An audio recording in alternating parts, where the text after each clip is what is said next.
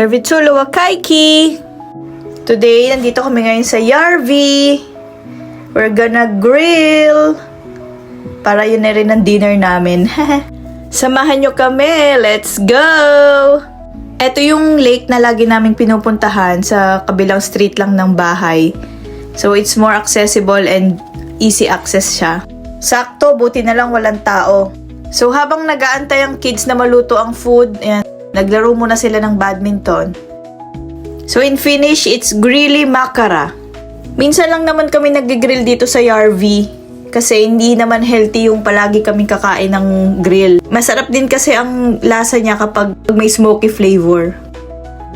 Ito rin yung isa sa mga pinaka-favorite ng mga kids, yung mag-grill ka ng marshmallow. Kahit ako, gustong-gusto ko yan. Look at the view. So peaceful and quiet. So calm.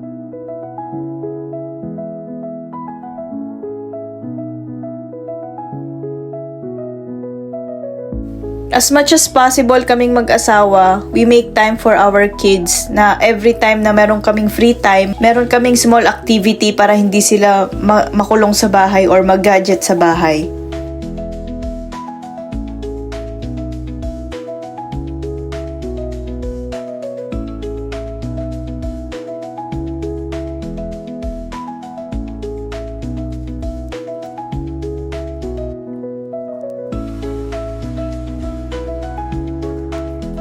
Waiting na lang sa food, malapit nang maluto. Yay!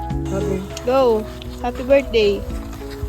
Happy birthday to you!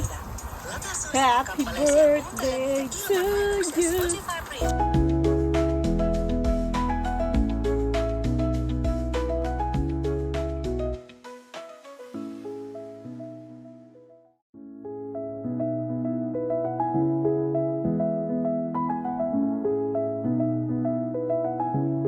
Humirit pa si Kuya sa kanyang marshmallow grill kasi last na pauwi na kami tapos na kaming kumain.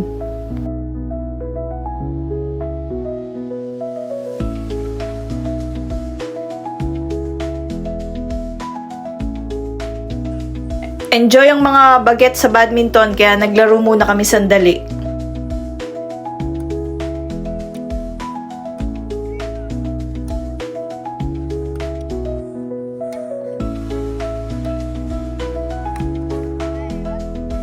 O siya, bye-bye na Yarvi. See you again next time. Nakaka-relax din dito sa Yarvi kasi pwede kang mag-unwind, may peace of mind, and nakaka-refresh. So pwede ka ring mag-walking kung gusto mong mag-shal. And don't worry, wala naman namang ahas dito. Wala pa naman kaming nakita.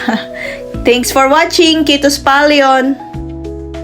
Please like, share, and subscribe.